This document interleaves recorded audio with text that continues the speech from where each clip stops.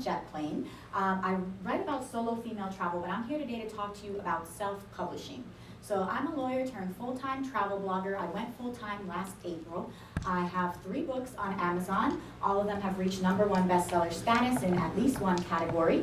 On top of that, my first book, my debut book, was a 2018 Reader's Favorite Award winner, and I've been featured in different outlets, partly because of my status as an author. So I want to talk to you today about why I think that being a self-published author in particular is such a natural fit for bloggers and content creators. So here you can see my 3 books, and today we're going to talk about self-publishing specifically, not traditional publishing, and I'm going to talk to you about the differences between the 2 of them, but there's a third. So today I'm going to talk to you in the format of who, what, where, when, and why, to give you kind of a breakdown as to self-publishing, make sure we get all the basics out there, okay? So who should self-publish? Has anybody here ever thought about writing a book? I'm not surprised, and actually, you saw how many hands just went up? Like, nobody has been raising their hands for anything at all today, and at least half the room put their hands up. And that's because writing a book is actually a big goal for a lot of people. More than 80% of people want to write a book, but most of them never do. 3% actually do.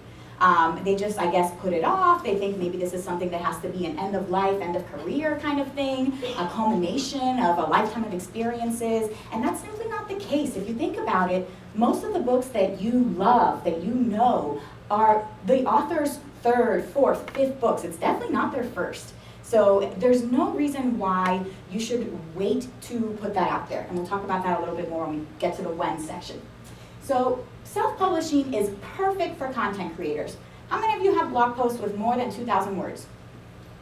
I know, because some of you are crazy. Some of you be putting 5,000 word articles with an entire table of contents, not realizing that you can literally just copy and paste that entire thing and sell it on Amazon. If it's 5,000 words, 99 cents. If it's 10,000 words, maybe $1.99, and go from there. So you're already writing this content. You already have it sorted with table of contents in a book format. You've already done all the work. It's just a matter of repurposing the content that you have on your site. And you already have people that see you as an expert in that niche that you're writing about. So let's say you have a 5,000 word post on things to do in Paris. And then you also have related posts on, day trips around France. You could put that all together into like a perfect Paris itinerary and sell that on Amazon. The content that you have on your blog, I think a lot of people feel like they have to constantly keep creating something new.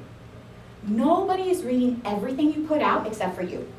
I know you think, oh my goodness, I can't repeat this, I can't say this again, I can't repurpose it in some way, but you don't need to reinvent the wheel, especially if you know that you already have good content on your website. You can completely take that, turn it around, monetize it, and use it for the people that don't know you, don't know your website, haven't read that, and those are the people that are going to find you through these online services and your ebooks and different stores, and we'll talk about where you can list them for sale.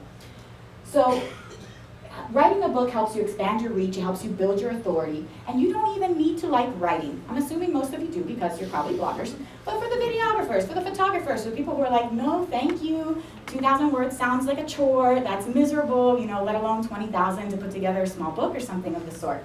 You don't even need to like writing. I just got an email today from Dave Chesson from Kindlepreneur that I follow. He's an excellent resource, and I have it on a list of downloads for you guys later, but just note that one, Kindlepreneur.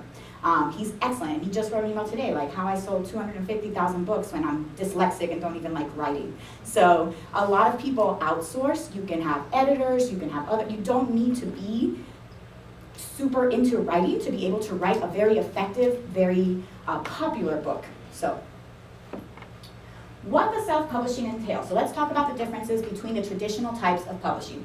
When people think of publishing, they think of these big publishing houses, Random House, all of these different agencies. And to be traditionally published, you would need an agent. Okay, so you first have to put together a manuscript and convince an agent that your work is worth representing and hunting down an agency to represent your work for you. Then you need a publishing house. And really, unless you're one of those top 5 publishing houses, it's hard to have your book be wildly successful as a traditionally published author.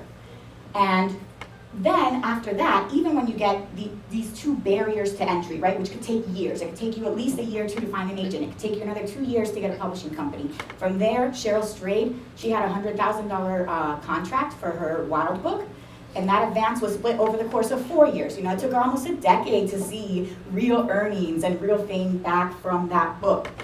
So those are some of the downsides of traditional publishing, and for the non-Cheryl Strayeds of the world, you're gonna end up making 10% in perpetuity, or 10 to 15% of royalties, whereas if you go self-publishing, that number skyrockets to 70%. So, self-publishing, a lot of people used to think of it like vanity publishing. This right here. Your books, you order a lot of them, and they end up sitting in your garage, and nobody buys them, right? I think that's what everybody thought of when they initially thought about self-publishing. That's vanity publishing. So vanity publishing is when you pay a publishing house to get a ton of books for you, and then you have to do the work. We no longer have to deal with that because of this wonderful, amazing thing called Amazon. So Amazon has print-on-demand services. Before, when you ordered books, you have to order books like in bulk to make it worth your while, to keep the cost down, whatever the case may be.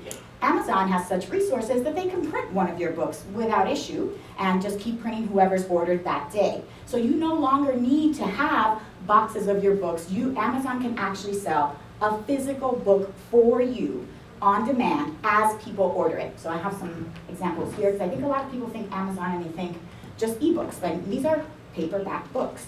And all you had to do was add a paperback cover to your ebook cover, and they print it. They do it all. You choose the paper. It's an actual physical book. So Amazon has really changed the industry. They've just completely revolutionized it. They've eased the entry barriers, and now really anybody can self-publish. And it's really great for somebody like you that already has an audience and already has an established expertise.